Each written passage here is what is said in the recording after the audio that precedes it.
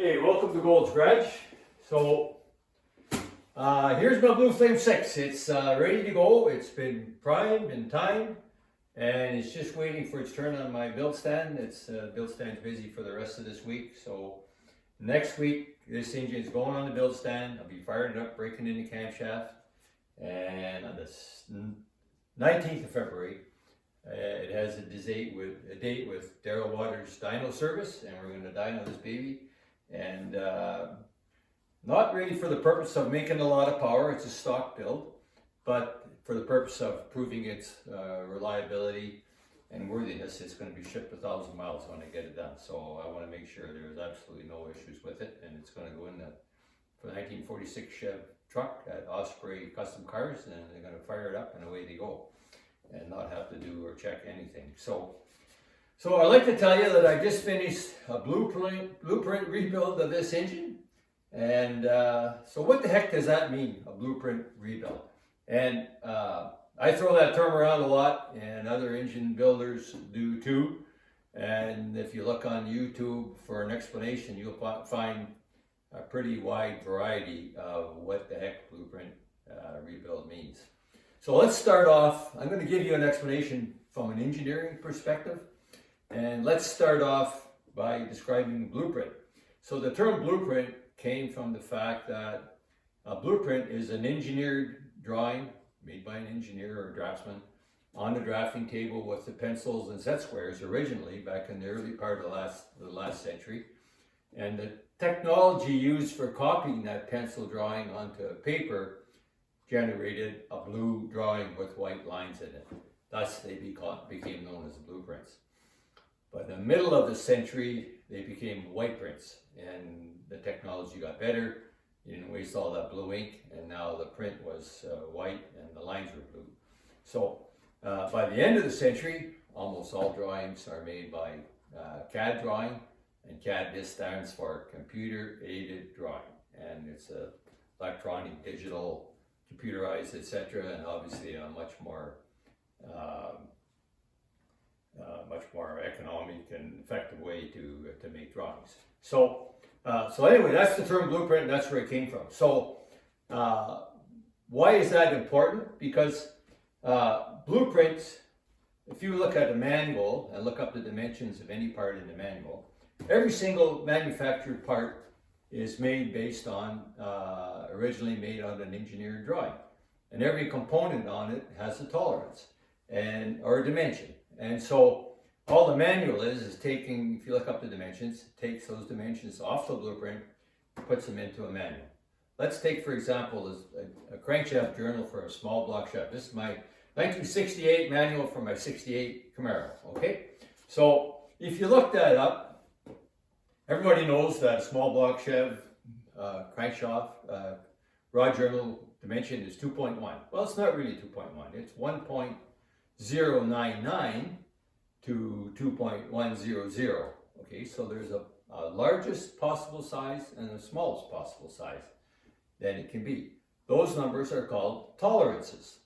Maximum tolerance, minimum tolerances. And tolerances are designed not for guys like us that are doing so-called blueprinted engines. They're designed for mass production assembly in a factory where engines are built without measuring anything. Every good engine builder will brag that we measure every single dimension, and I'll get into that in a second, and we do, okay? But in the manufacturing process and an assembly line, they don't measure anything, and they don't have time to measure anything. And if they did, I sure couldn't afford to buy a car anyway, because it would be pretty darn expensive. So they do that for this reason. So the tolerance on the bearing journal, once again, 1.099 to 2.100. There's also a tolerance on the inside diameter of the bearing, okay, a plus and a minus. And those tolerances are designed so that in the worst case scenario, where you had the largest possible shaft, using the maximum side of that tolerance and the smallest possible bearing, you would still have a clearance that would work.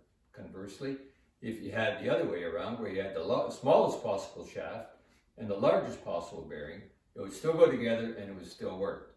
What that generates is if you look at the range of clearances for that same bearing for a small block Chev, it's anywhere from 0.0007, that's 7/10 of a thousandth, to 0.0029, which is 2.9 of a thousandth. That's a pretty wide range.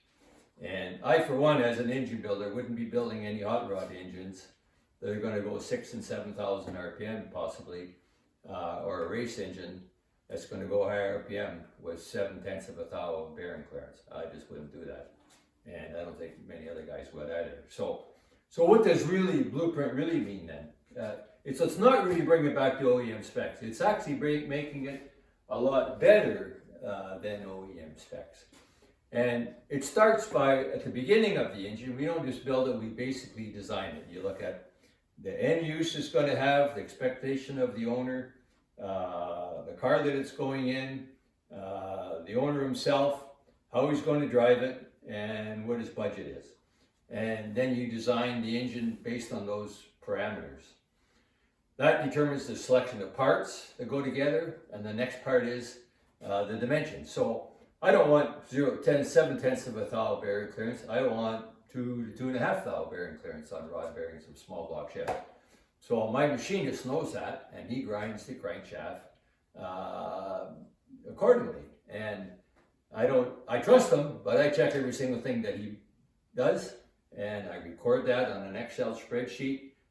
The owner of every engine will get a book of documents, both electronically and a paper book of documents using Excel, not only recording all of those dimensions, analyzing the variation from max to minimum, determining the variation from the OEM spec, etc., so that we know that engine is built to a very defined specification. It's a lot tighter than 7/10 of a thou to 2.8 or 9/10 of a thou. What else do? We also calculate in terms of designing the engine, the static compression ratio we're going to have, the dynamic compression ratio we're going to have, so we can have an expectation of how much power it's going to make, where the power is going to be made, what RPM range, whether it's a low torque, high torque, low RPM street engine or a low torque, high RPM race engine. That's all determined at the manufacturing stage. So some of the things that we use, and every reputable engine builder is doing this. Of course, you measure every connector rod bearing clearance, every main bearing clearance, every piston to cylinder wall clearance, ring end gaps, the end thrust clearance. I'm going to go my notes here.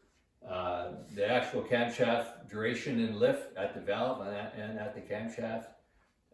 The center line, we make sure that the camshaft's installed on whatever center line that we want, whether it's retarded or advanced or on center, but that's checked and measured as well. The exact push rod length. So some of the things that we use, first of all, for doing bearing clearances, nowadays the plastic gauge works okay, and you can use it, and guys, I've used it too. But the best way to do it now, I think, from most modern builders, is if you're doing, let's say, connector rod bearing, is you measure the crankshaft journal, and you send your dial bore gauge, you transfer that dimension to your dial bore gauge, you put the dial bore gauge inside that bearing, and it gives you your clearance. The beauty of that is you're not adding and subtracting numbers to get a clearance. Maximum, minimum, getting the tolerances. The dial bore gauge tells you if it says 2, you got 2 thou, and that's all you have to worry about. So this is not only a more efficient and accurate way, it's also way faster because you don't have to put the engine together and take it apart for every single check. So what else do we check? End thrust is checked with the dial indicator. We also check, find top dead center of the piston. We measure how far down the piston is down the hole from the surface of the deck. It's called deck clearance, and a variety of other things. Okay. Combustion chamber. In order to determine the pressure ratio of an engine, we need to know the combustion chamber volume. So that's a burette that you use to measure the exact combustion chamber volume. And that's just quick coverage on some of the issues. The correct push rod length. We use adjustable push rods to determine the exact correct push rod length and make sure that the push rod is pushing straight down on the valve and not at an angle. And that's really important, otherwise it'll wear out your valve guides and your valves really quickly. if you want to do that. And so those are some of the things that go into the design and build of a so-called blueprint engine, at least from Gold Garage perspective. And I think that most guys building them would agree that that's a lot more effective than the process that's used in the manufacturing process that's used in making the original engine. So hope you found that interesting. Watch next week. We'll have my Blue Flame 6 on the test stand again, and a dyno on the 19th again, and go from there. I've got a 427 hot rod engine coming in next after this one, so lots going on at Gold's Garage. If you want to see further videos, please subscribe to my channel. Every YouTuber needs subscribers, so I'm asking you to do that for me. And hopefully I can continue to provide you with some interesting videos. Thanks for watching Gold's Garage.